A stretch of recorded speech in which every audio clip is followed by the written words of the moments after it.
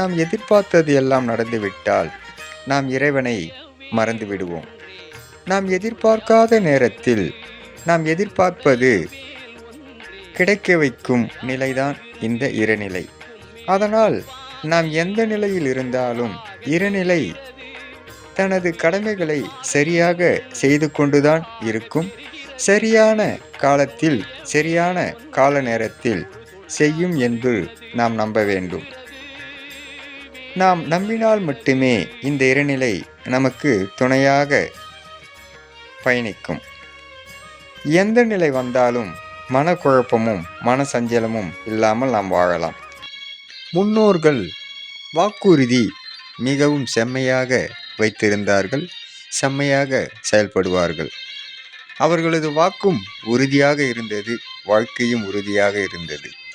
இப்போதெல்லாம் வாக்கு உறுதி இல்லை, வாழ்க்கையும் உறுதி இல்லை. காரணம், பணம் என்ற அசுரன் எல்லோருடைய மனநிலையையும் மாற்றிவிட்டான். மாறாத மனமே இறைவன் அளிக்கும் அருள்நிலை என்று ஆன்மீகம் அருளுகின்றது, இறைநிலையும் அருளுகின்றது. கடவுள் என்பது இறைவன் என்று எல்லோரும் சொல்வார்கள். உண்மைதான். அதன் விளக்கம் நாம் இப்பொழுது பார்க்கலாம். இன்பம், துன்பம், ஆசா பாசம், விருப்பு வெறுப்பு, போட்டி பொறாமை, சுயநலம், பொதுநலம் என்று மனிதர்களின் குணங்கள் எல்லோருக்கும் உண்டு. அதையெல்லாம் கடந்து கடந்து கடந்து உள்ளே உள்ளே உள்ளே செல்ல செல்ல செல்ல கடந்து உள் கடந்து உள் கடந்து உள் கடந்து உள் என்று நுழைந்து கொண்டே இருந்தால் அந்த இடத்தில் உள்ளே அமர்ந்து அருள் பாலிப்பவன் கடந்து உள் சென்றால் கடவுள் என்ற இறைநிலை அந்த இடத்தில் அருள் பாலிக்கும். இதுவே இந்த இறைநிலையின் தத்துவம். கடந்து உள் செல், கடந்து உள் செல், கடவுளை நீ காணலாம் என்று அருளப்படுகின்றன. இங்கு யாரை நம்பியும் யாரும் இல்லாமல் இருந்தால் ஏமாற்றங்கள் இருக்காது. காரணம், ஏமாற்றத்தின் முதல் சொல்லே உன்னை நான் நம்பினேன் என்பதுதான். அதனால் நம்ப வேண்டியும் இல்லை, யாரையும் ஏமாற்ற வேண்டியும் இல்லை. அவரவர் வேலையை அவரவர் செய்தாலே இங்கு சிறப்பான வாழ்க்கை வாழலாம். அடுத்தவரை நாம் நம்பி இருப்பதை விட நம்மை நாம் நம்பிவிட்டால், நம்மீதே நம்பிக்கை இல்லாத போது அடுத்தவர் மீது நம்பிக்கை வைத்து நான் ஏமாந்து விட்டேன் என்று சொல்வது அது சரியான சொல்லாக இல்லை. அதனால் நம்மீது நம்பிக்கை வைத்தாலே இங்கு எல்லா வாழ்வும் சிறப்பாக அமையும் என்பதே ஆன்மீக தகவல். நாம் எங்கு அதிகமாக உரிமை எடுத்துக் கொள்கிறோமோ அங்குதான் நாம் எதிர்பார்க்காதது எல்லாம் நமக்கு நடக்கும்.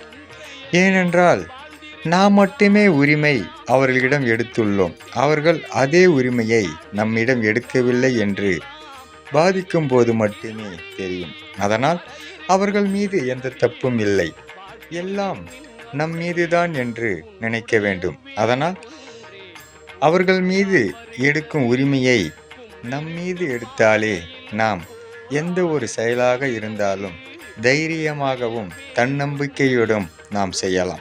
குழந்தை வரும் வேண்டுபவர்கள் முருகனை வேண்டுவார்கள். அது சத்தியமான ஒன்று. அதற்கு ஒரு பழமொழியும் சொல்வார்கள், சட்டியில் இருந்தால் அகப்பைக்கு வரும் என்று சொல்வார்கள். ஆனால் இது நிச்சயமான ஒன்று. சஷ்டியில் விரதம் இருந்தால் மட்டுமே அகப்பை எனும் கருப்பையில் குழந்தையாக முருகன் வந்து பிறப்பான் என்பதே ஐதீகம். அதனால் இந்த வையகத்தில் முருகனை குழந்தையாக பெற்றவர்களுக்கு எல்லோருக்கும் தெரியும். அடியேன் நானும் உணர்ந்திருக்கிறேன், எனக்கும் அந்த வாய்ப்பு கிடைத்திருக்கிறது. அதே போன்று எல்லோருக்கும் கிடைக்க எல்லாம் வல்ல அப்பன் முருகனின் அருள், பாலமுருகனின் அருள் எல்லோருக்கும் கிடைக்கப் பெறுக. உலகில் எல்லோருக்கும் ஒரு தெய்வம் உண்டு. யார் யார் எந்த நிலையில் உள்ளார்களோ அதற்கு காரணம் அந்த தெய்வத்தின் அருளாசியே. அந்த தெய்வம் தனக்குள் சுமந்து இந்த உலகை காண்பித்த தெய்வம். அது நம்முடன் நடமாடும் தெய்வம், அது நம்முடன் பேசும் தெய்வம், மற்ற தெய்வங்களுக்கு எல்லாம் முன்னிற்கும் தெய்வம். அந்த தெய்வத்தை வணங்கியவர்கள் வாழ்வில் உச்சத்தை தொட்டவர்களாக இருப்பார்கள்.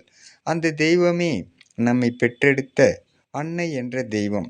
மற்ற தெய்வங்கள் எல்லாம் நமக்கு இஷ்ட தெய்வமாக நாம் தேர்ந்தெடுக்கிறோம். அன்னை என்ற தெய்வமே இறைவன் அளித்த அருமையான தெய்வம் ஆவாள். ஓம் முருகா சரணம். வாழ்க வளமுடன். வெற்றிவேல் முருகனுக்கு அரோகரா. முருகனின் மகன் ரவிமுருகன். குன்றெல்லாம் குமரா உன் இடமல்லவா, நான் கொண்டாடும் தெய்வமே பாலமுருகன் அல்லவா, குன்றெல்லாம் குமரா உன் இடமல்லவா, நான் கொண்டாடும் தெய்வமே பாலமுருகன் அல்லவா, நின்றருளும் அருணாச்சலன் பிள்ளையல்லவா, நின்றருளும் அருணாச்சலன் பிள்ளையல்லவா, எனது தாயும் தந்தையும் நீ அல்லவா, எனது தாயும் தந்தையும் நீ அல்லவா, முருகாசரணம் குமராசரணம். அருள்மிகு பாலமுருகன் குமாரர்கள் குன்றம் எழில் கொஞ்சும் மலை மீது அருள்பாலிக்கும் பாலமுருகன் நாம் கேட்டும் வரத்தை தரும் வல்லமை மிக்க அற்புத தெய்வமாக இந்த மலையில் அருள்பாலிக்கின்றார். நாகமலையில், காஞ்சிபுரம் மாவட்டம் பாலேஸ்வரம் கிராமத்தில். ஓ முருகாசரணம்.